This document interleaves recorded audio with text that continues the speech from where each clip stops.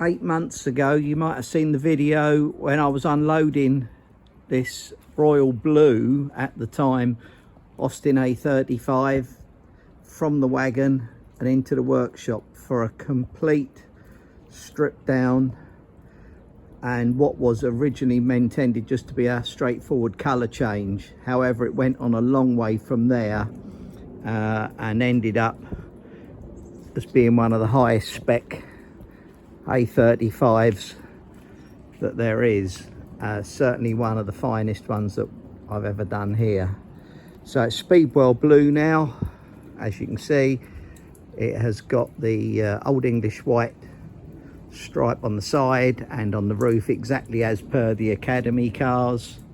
You'll see a little bit of the interior here, but stick with the video and you'll see the full detail shots of under the bonnet, inside the car, inside the boot, and also on my other videos you'll see the complete strip from start to finish, including all the hard work that went into basically getting the car to the state that it's in now.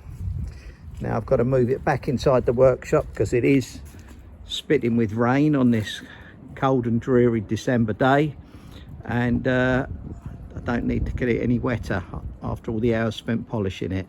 So stick with the video, there's lots more to see about this car. This is the underbonnet view of the recently completed A35 Academy rally car, and I'll just show you where I've positioned a few things. So we have our pedal box there, which allows you to run proper setup for front discs and rear hydraulics off of a midget. We have a remote filter fitted up there because it's an A+ engine, as all the Academy engines were, and it does all get a bit close to that upright there, that chassis section, if you put a conventional spin-on filter on there. We've got a alternator style wiring loom on it, which is an off-the-shelf product that we sell. So easy to fit, so you can run a normal alternator. It's got a proper plug on it, but everything else is on the car as per normal, the horn, the lights, the whole lot. We've added a few extra bits on it because we have a electric fan sensor, because when you fit an aluminium radiator, you don't have space between the front of the engine and the radiator, because the radiator is a bit bigger. So in there we've got electric cooling fan. We've got the lightweight gel battery, which lasts for ages and ages and really doesn't need much in the way of charging, and is very powerful.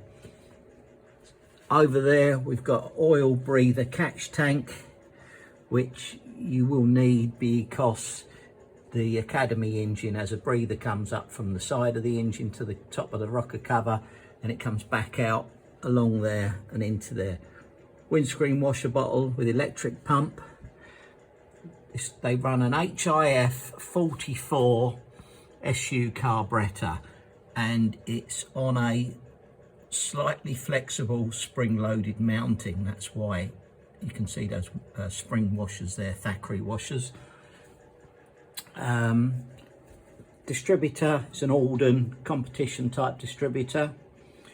Again, that was something designed for the Academy spec engine. The engine will produce 90 horsepower with a massive amount of torque. Very, very easy to drive. So for a road car or a rally car, it's absolutely brilliant.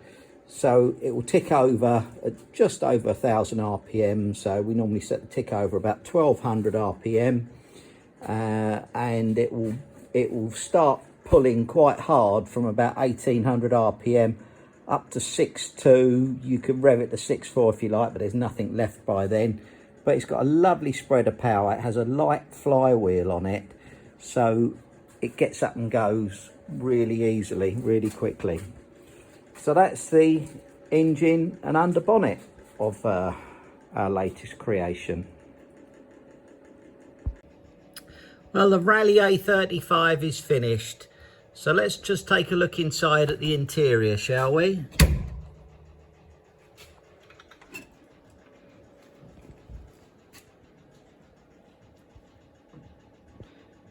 I suppose the thing that stands out the most are these fabulous aluminium seats that we've had made for it, and then we've trimmed in light blue, powder blue hide. So the outside of the car is Speedwell blue with a cream roof and a cream flash, and the inside it's got cream trim panels, navy blue carpets trimmed in cream, and then we've got all the leather work. So as I say, we have these aluminium seats. The passenger's one is fixed, the driver's one is tilt and slide mechanism on it. Dashboard, it's got a few extras around the corner there. We've got that little switch there for the front fog lights. We've got a map light, and then we have the mileage counter for when you're out rallying. We've got an aftermarket heater inside that works fantastic. I even managed to get the white, off-white indicator switch for it. This was the original motor leader steering wheel the car came with, which had all the lacquer peeling on it, which I sanded it all down by hand and refurbished it all and re-lacquered it in 2-pack lacquer. This is what I like to call our living room light, proper 1960s accessory. Back seats, trimmed in the original style, but all in leather. Carpets going throughout, and then we've carried on the quilted leather tunnel design through the centre tunnel and onto the front tunnel, which is one of the things we do quite regularly for customers.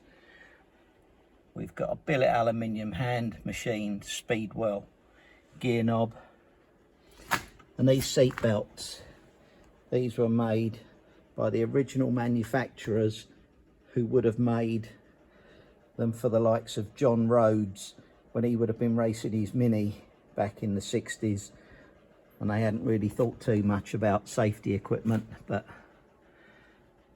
we've got these little illuminators down here, little LED lights that will just light up the footwell should you want to light up the footwell.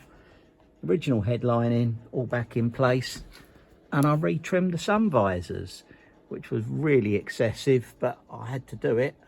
So they're in blue leather, also trimmed in cream.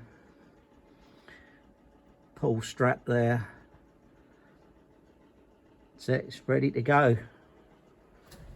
Those are the pedals fired from the pedal box. As you can see, they come down from above, which is a far easier thing to use. We've got a modified Mark 1 mini pedal with a genuine Paddy Hopkirk extension on it. And that's it.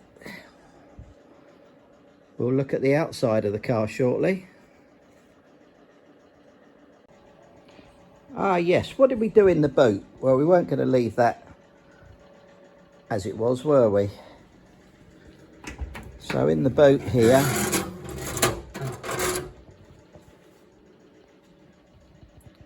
I've made a bracket to hold the spare wheel, which you can't see because we've now got a navy blue Hardura spare wheel cover.